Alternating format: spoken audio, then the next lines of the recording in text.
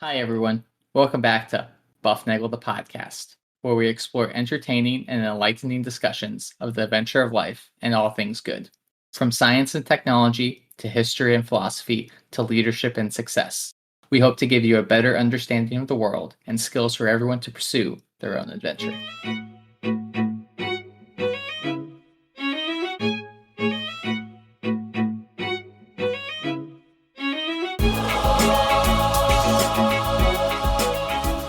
Well, hi, everybody, and welcome back to Bufnagle the podcast, where we talk about all things good in the pursuit of the adventure of life. I am Rafe, and Podcast Tuesday means a wonderful Tuesday, for you and for me. And the reason, the reason we do that is because the reason we do the great podcast on Tuesday is because we have the world's greatest listeners. They have made us a global top 10% podcast. Remember, you can always reach us at bufnagle@bufnagle.com. Share the love, share the buff, tell a friend to listen, and you will get a free episode. Give us one of those 5-star reviews, subscribe, hit like, smiley stars. There are things on your podcast app, on your phone or on your computer, wherever you're doing this, where you can say nice things about us, and that will make our lives wonderful. And in turn, we will make your life wonderful with another wondrous Podcast Tuesday. Remember, like I said, tell a friend to listen, you get a free episode. There's even a link in the show notes where you could buy me a coffee or a box of chips or something or whatever you want.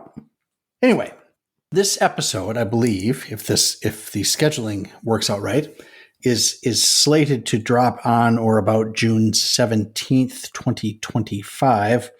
And of course, that is near midsummer. Okay, so summer will be in mid-swing, pools open, people biking around, walking in the park, playing ball games on the grass, grilling, and all those other outside things. And the super hot days of July and August are not here yet, but they are coming.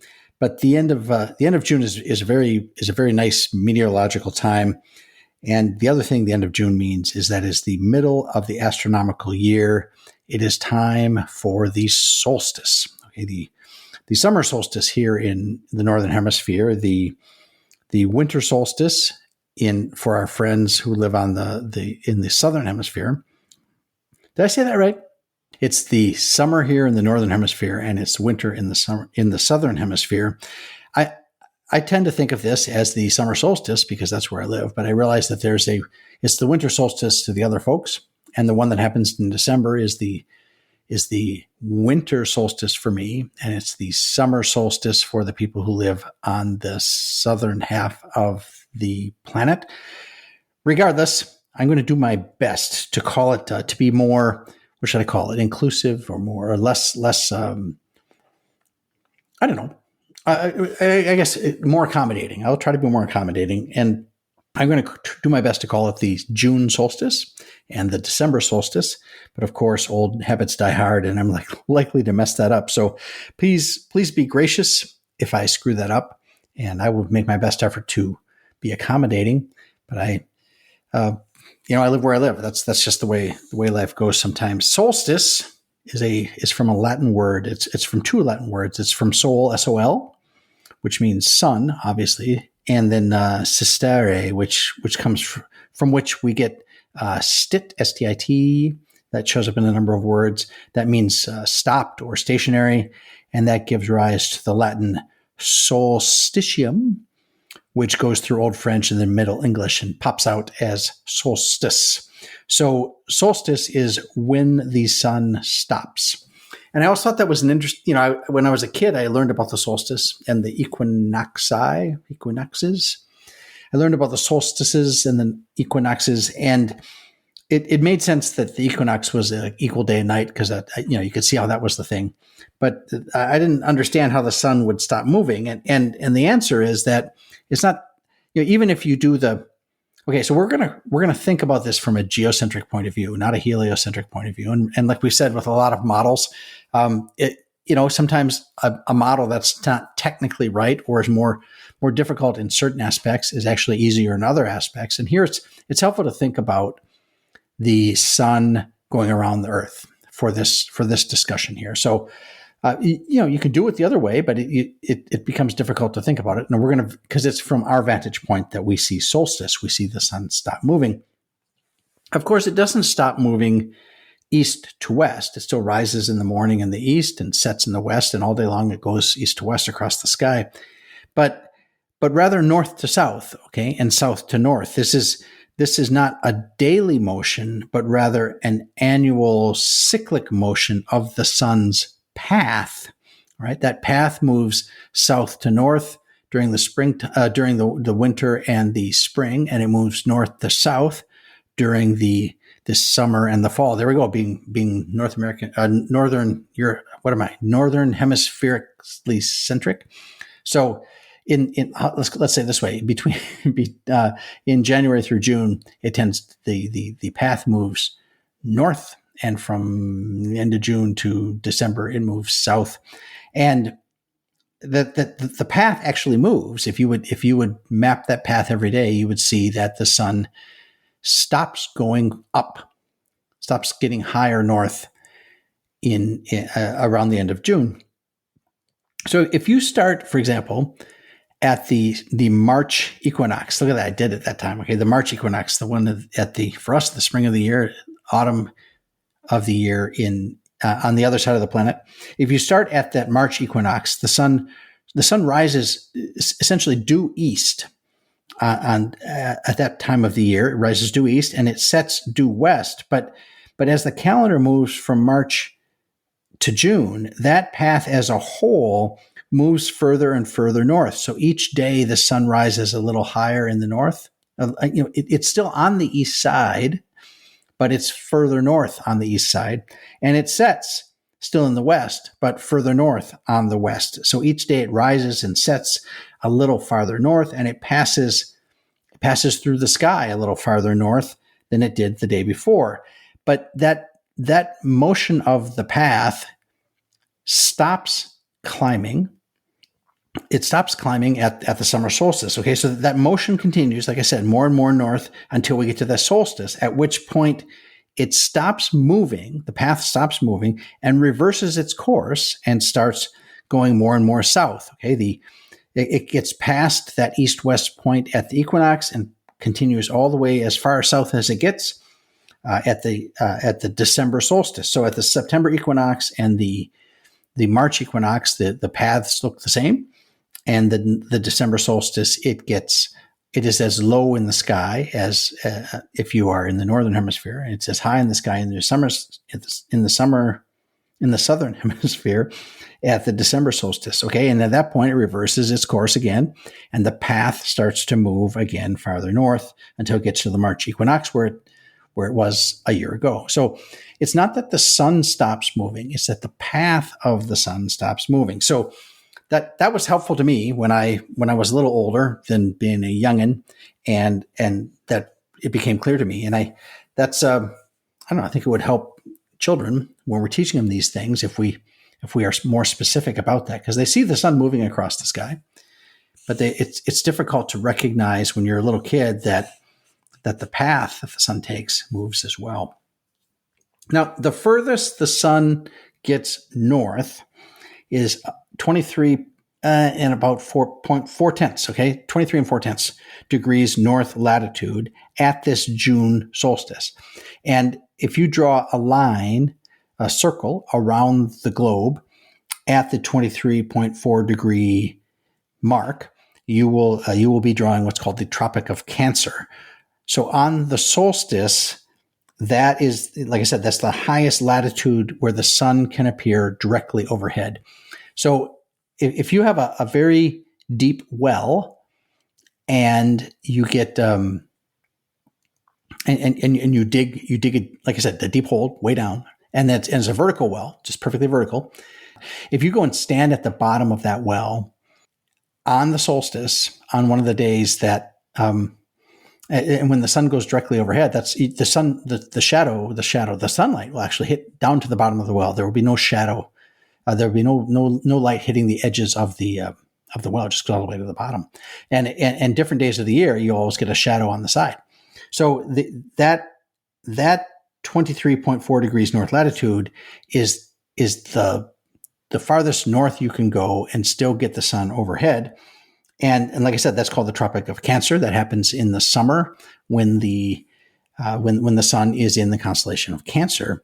And on the other hand, the furthest south that it gets is 23.4 degrees south, which is the Tropic of Capricorn. That happens in when the sun goes into the constellation of Capricorn. So that's in the December solstice. So we have these 23.4 degrees north and 23.4 degrees south. And I live here in just north of Indianapolis, and we are almost. I looked at my house today on the latitude machine on the interwebs, and it told me that I'm almost exactly 40 degrees north latitude. So I'm at 40 degrees north latitude, and I've learned. I'm doing some work on the north side of my house, and I said to myself in the spring, is that I will be getting around to that side of the house later on in the summer, and that should be okay because I get a decent shadow over there. And I hadn't really been over there much at the time of the year when the solstice comes through, because I don't get much shadow there. I get a little tiny bit of shadow on the side of the house, but it doesn't protrude very far from the house because the sun is so very high in the sky. And I'm at 40 degrees north, and the sun is only overhead at 23. So 17 degrees, I could still go further south until I get it directly overhead. But man, it's still pretty high in the sky, even at 40 degrees north. And so just keep in mind that your beloved buff host suffers through grueling Indiana sunshine when working in the yard, even on the shady side of the house, because at this time of year, the sun is awfully high in the sky. And soon the sun will reach its peak, and then it will go back down. So the solstice is coming.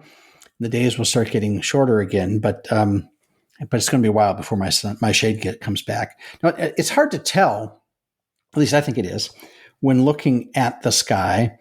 I can tell the sun is higher in the sky than it was in the winter based upon the shadows around my house, like I said.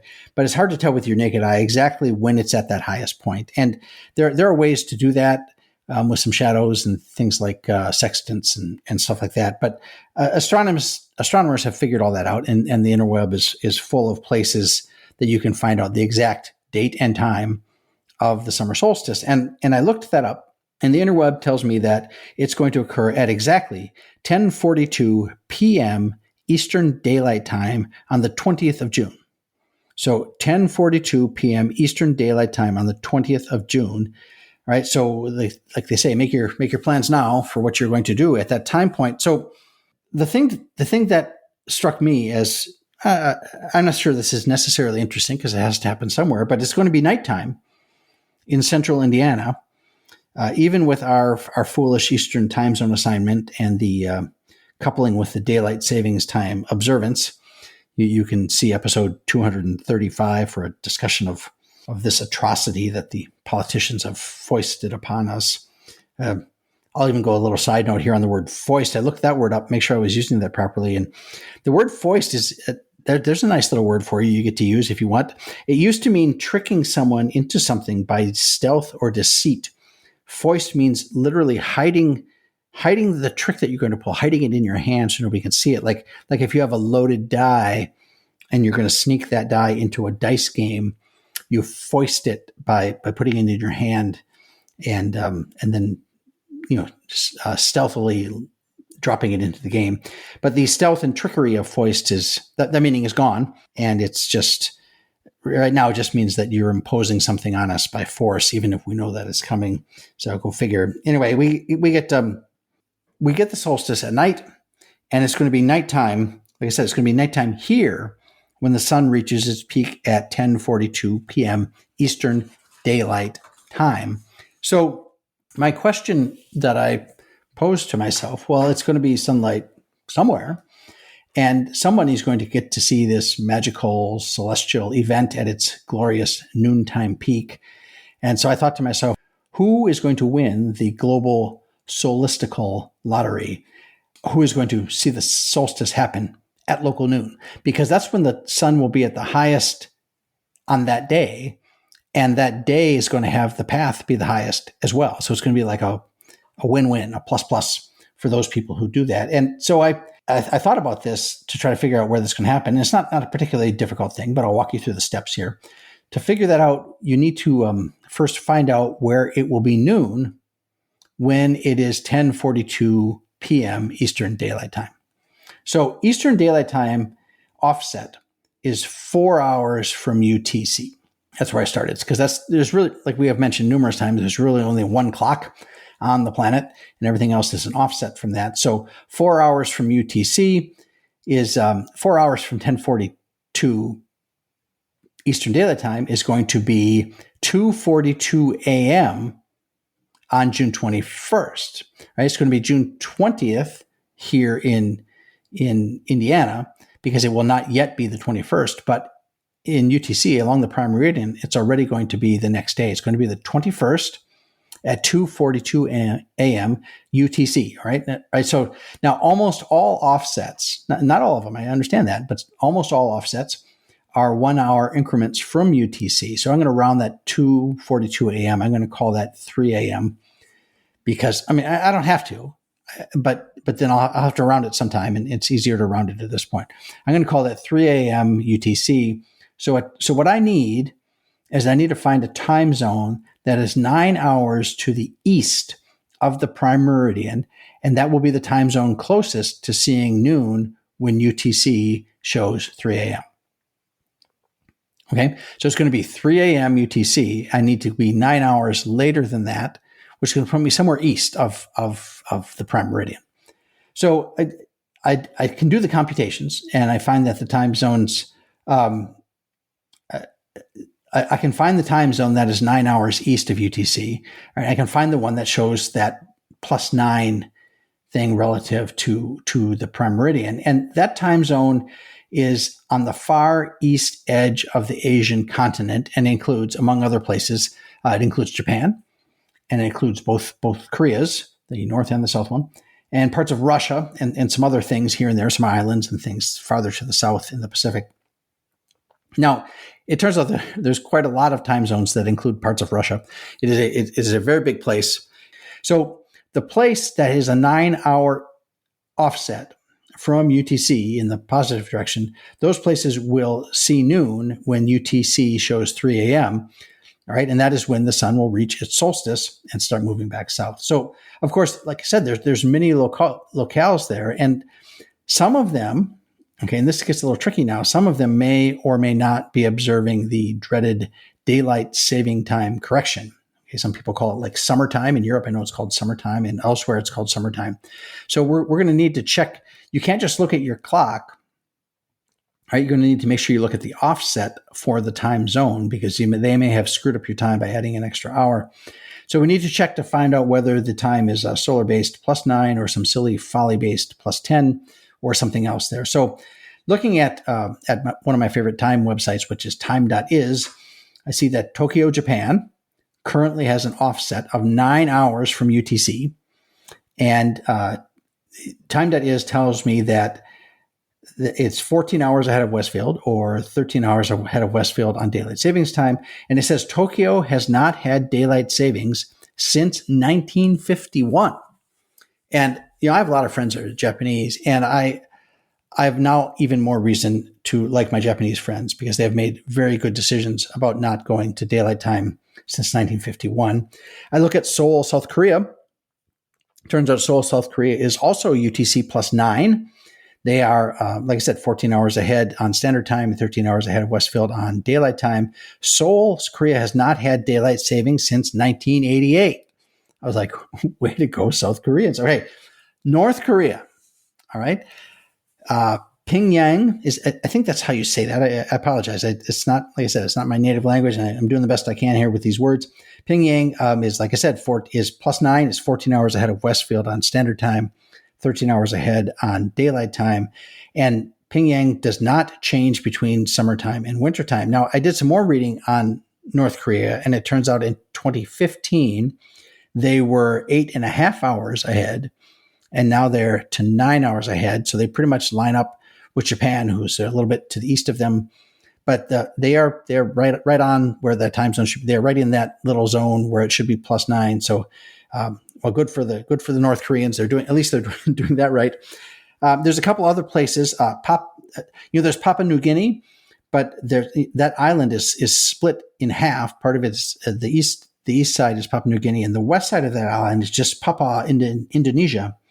And that also respects the 9-hour offset, and they do not change between summer and wintertime, even though, keep in mind, they're on the southern half, and they would switch in the other part of the year, but they don't make any changes either.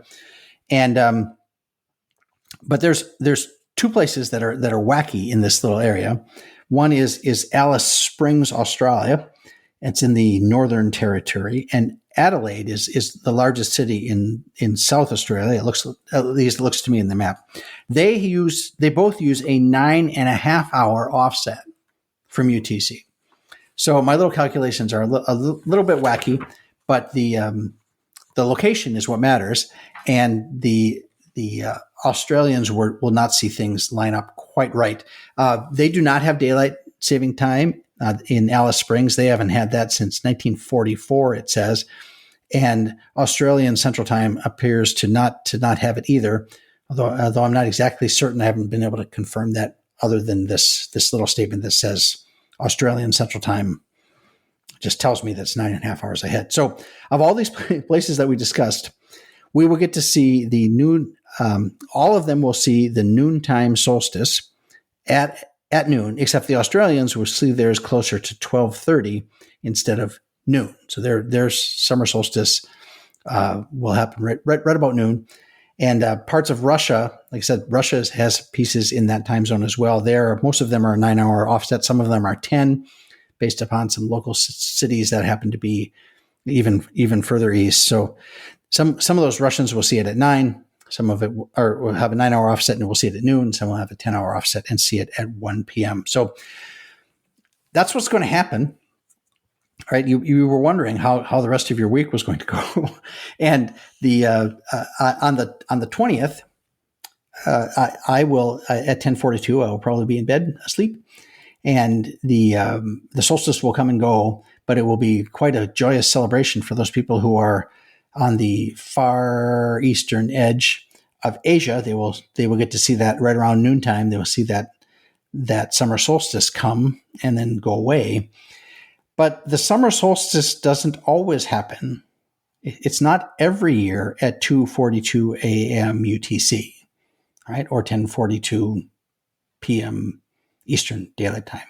It's not always at 2:42 UTC, all right? So each year, the time of the solstice is approximately 5 hours and 48 minutes later than it was the year before. Now, that happens for the solstice, the summer solstice, the June solstice. It happens for the December solstice. It also happens for both equinoxes, that they are approximately 6 hours later every day or every year from the previous one. And that's that extra quarter day. And, we also talk about how many revolutions of the Earth does it take to make a year. And it's like, it's just short of 365 and a quarter days.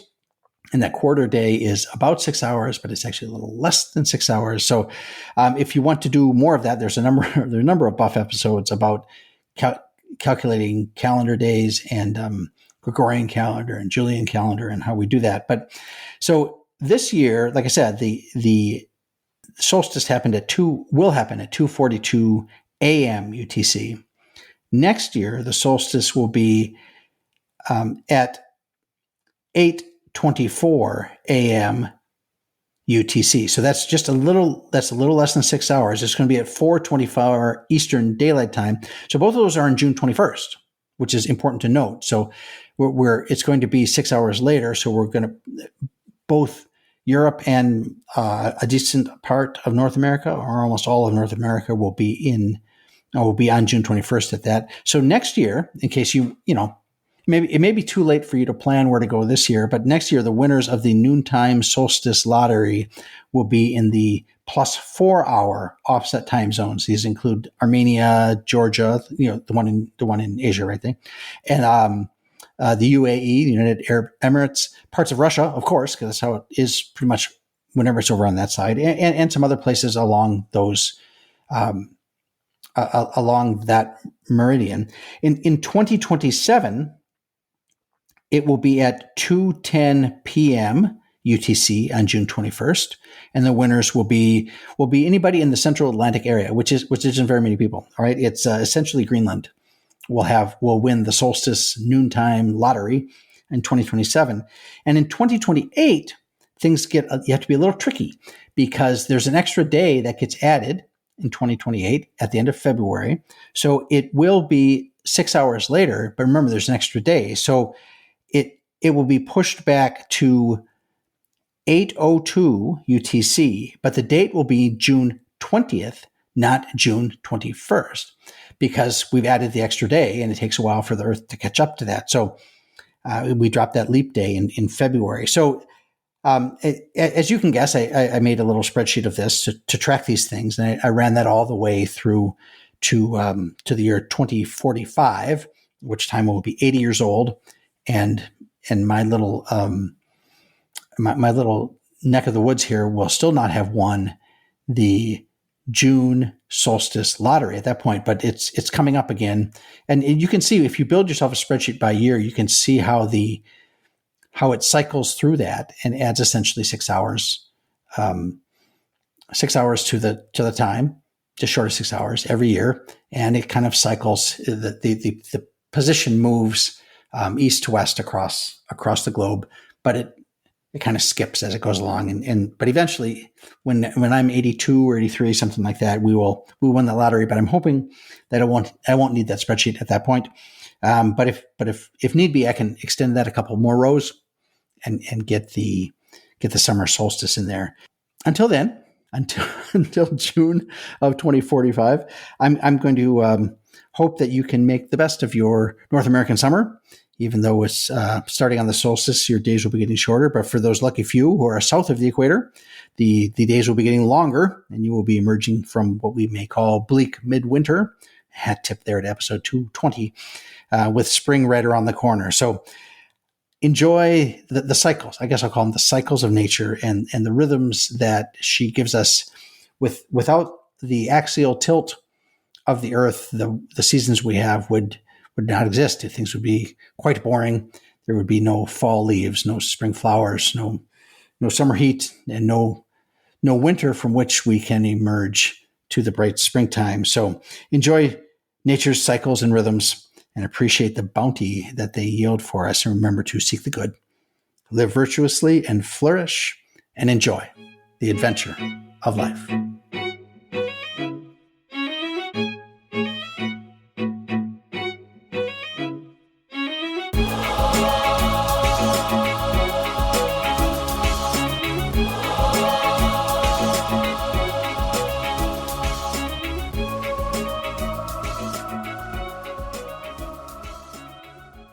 It's going to be a great day.